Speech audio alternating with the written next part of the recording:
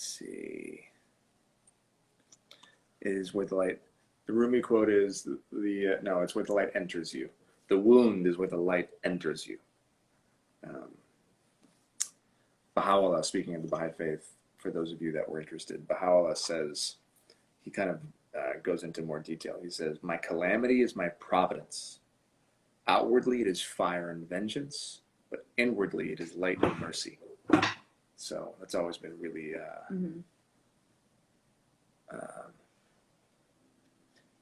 John wants to know, is We Are Man Enough ever coming back? Yeah, it's back. Man Enough's back. I just posted 2 days ago. It's called season 1.5. So anyone who's a fan of Man Enough, we're shooting that right now, and I'm posting them every single Monday. Somebody yawn. I just looked away to yawn. I'm tired. I am really, really tired right now. We're both tired. And we can't, as Emily of the Baha'i faith as yes, well. I'm also Baha'i. Can you please talk about how to get closer to God?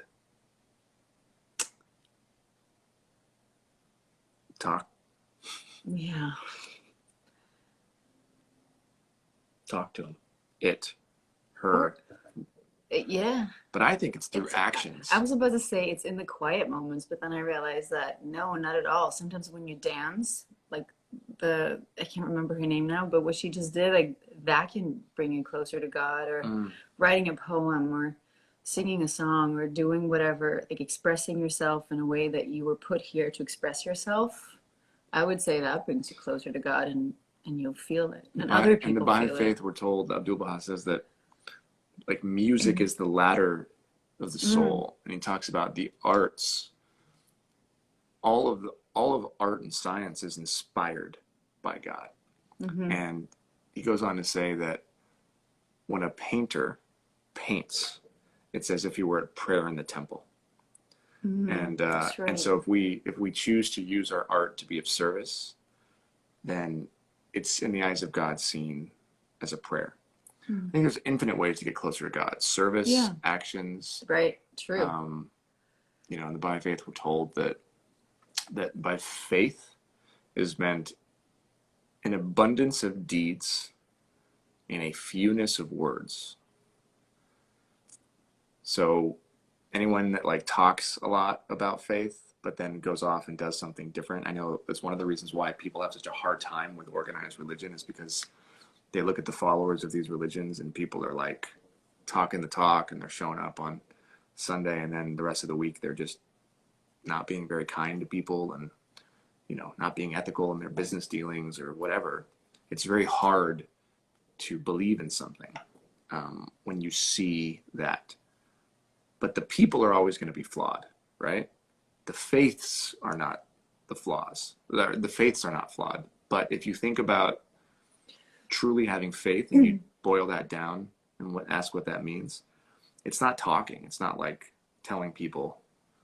It's doing, right? And some of the most spiritual people I know have no faith because they just do. They have their own direct connection with their creator, and they do. And that's the most important thing. All right. Yeah.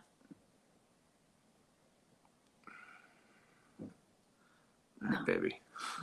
Yeah. This one's for you. Hey, I recognize that picture. I think... Sorry. I always said like I'm not going to freak out, but this is amazing. You've been doing the cold challenge. I know. I've been doing the cold challenge like for today's my day 13, I think, and it has helped me so much. You have no idea. Like with anxiety and depression, and I just can't wait. Regina, my best friend, is going to be so happy for this. So if you want to say hi to her, she's going to be happy.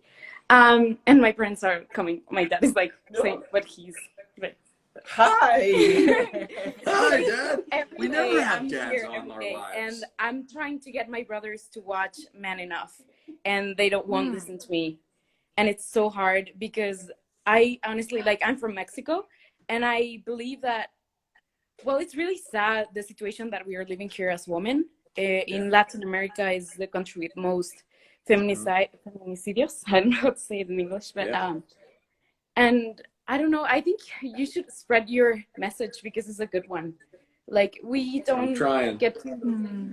to find men like like you, and I don't know. I have so many things to say.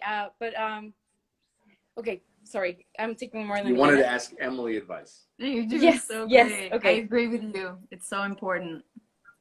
okay. So I was watching your live the other day with Mama Gina, Yeah. and I felt it like through my heart, and that was Mm. amazing. And I Yeah. wanted to ask you, like, do you ever have like trouble with men? Like, because I have been in so many relationships through my life, and I always had trouble like finding men that don't feel intimidated by powerful women and by strong women that have opinions That's a or great have question. something to say. So what do you do with that? How did you find Justin? Like, to be honest. How did I find this one? It's a good, of She wore course. crimped I hair and walked into my apartment. just crimp your hair. No, it's such a good question, and it's such a big question, and I think I'm sure all women have experienced something like that. Um, it's sort of like the other side of that coin is also how a lot of women, we want men who are vulnerable, and then we meet that vulnerable man and then we're just like, ew, what is that? So it's, I think we have a lot of work left to do on both, like on both ends, to accept the person that we really want. I think I'm trying to think what you and I have come up against with that. Justin was from the very beginning very vulnerable with me, and I had that reaction. Like I wasn't sure what to do with the sensitivity because I wasn't used to that. And I don't know if you feel like whenever I'm in my power and I have a strong Oh, I love opinion. it. I like it. That turns me on. I actually like when you're in your power. That's actually one of Yeah. the things for But not me. all men, right? Like it's really hard to find a man No, that but thinks that no, way. but it yeah, but it also comes from again, men have been socialized to believe that they have to be dominant over women, right? Right. So we have been raised to believe and to think that our worth as a man is defined by how our women treat us and how subservient they are, or how they react to us, or how other people react to our women, even calling them our women, right? So it's very hard for a man when the woman ends up making more money than him, Mm-hmm. right? Suddenly he feels emasculated, Yeah. which isn't real. Like, that's not a real thing to feel emasculated. Like, you can't really make someone emasculated. You can, I just disagree with that idea. So if anything, we should be happy, right, that our women are successful, or that are happy that our women are powerful. Mm-hmm. And I just think that two powerful people together is an awesome thing. So if anything, like in our situation, it's my job as Emily's man to try to ignite her flame in moments where she doesn't feel powerful, to help her find her power. And that's what she does for me if I'm losing my light or my power.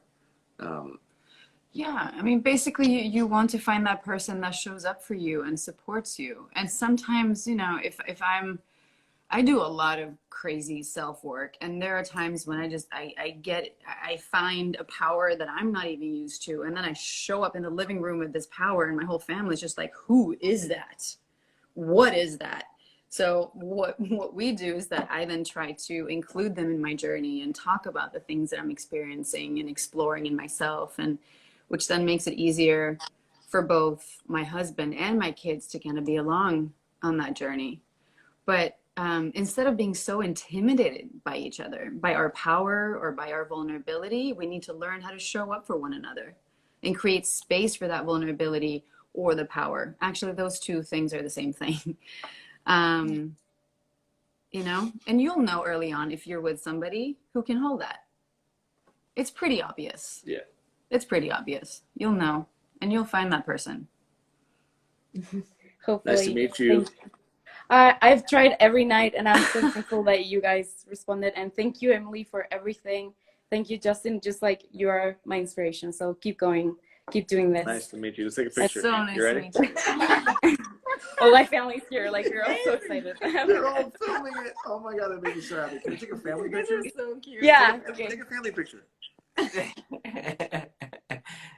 And then another one, just like.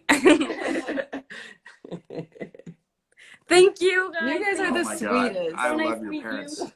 They're Bye. so You cool. guys are so Your dad sweet. is the Bye. best. Bye. Bye. So sweet. Those smiles. He was just there like this. Oh my gosh, filming. That's All right. awesome. Wow, people, this person's staying up till 7 a.m. All right, let's do 2 more, guys. All right, we're wrapping it up. We'll be back, and I'll be back tomorrow night. Maybe Emily will join me if she's up or around. We're both No, exhausted. dude, I'm sorry. I also realized. Thank you. I'm sorry. I'm sorry. I I also probably realized made all of you yawn. that I didn't breathe with you all last night, and Oh. I'm very sorry for that. So let's breathe together. All right, let's do it. 4 seconds in. Nope. Sorry. Nope. Nope. Didn't see a yawn. Didn't see a yawn. Didn't hear a yawn. You know All right. what? That is also breathing. That's Isn't true. it? Deep breathing. It is. Yeah. So 4 seconds in, 4 seconds hold, 4 seconds out, 4 seconds hold. I'm sorry. You guys are all The yawning. yawning is continued. Everyone, you just made thousands of people yawn. Hey, I'm glad I could give you guys something. Okay. All right, here we go. And in through the nose. Hold. Out through the mouth. Hold. In through the nose. Hold. Out through the mouth. Hold.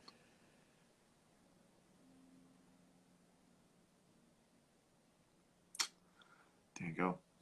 When you are struggling, when you're frustrated, when you're angry, when you're having anxiety, when you're feeling depressed, if you're taking a cold shower, if you're jumping in a cold plunge, whatever it is that you're going through, if you just stop for a little bit, I couldn't do the breathing, I just kept yawning. Whatever it is you're going through, if you just stop and you just take, 3 of those breaths, it will make a big, big difference for you. And remember, no matter what you're going through, it will pass. No matter how broken your heart is from a relationship, no matter how broken your heart is if somebody you know or love has passed away, whether you're fighting a chronic or a terminal illness, or COVID-19 or a cold, whether you are one of the 26 million people in our country who is unemployed, or you're a friend of the young man who was shot, who we're seeking justice for. There's so much going on in this world where we all have to remember that at the end of the day, love will overcome. And we'll end with a quote from Abdul Baha tonight from the Baha'i writings. He says, "When a thought of war comes, oppose it with a stronger thought of peace. A thought of hatred must be destroyed by a more powerful thought of love." So at the end of the day, love wins. That's all it means. So you're not alone. You got this. You are loved. And you're enough. And don't let anybody ever tell you otherwise. Good night. Good night.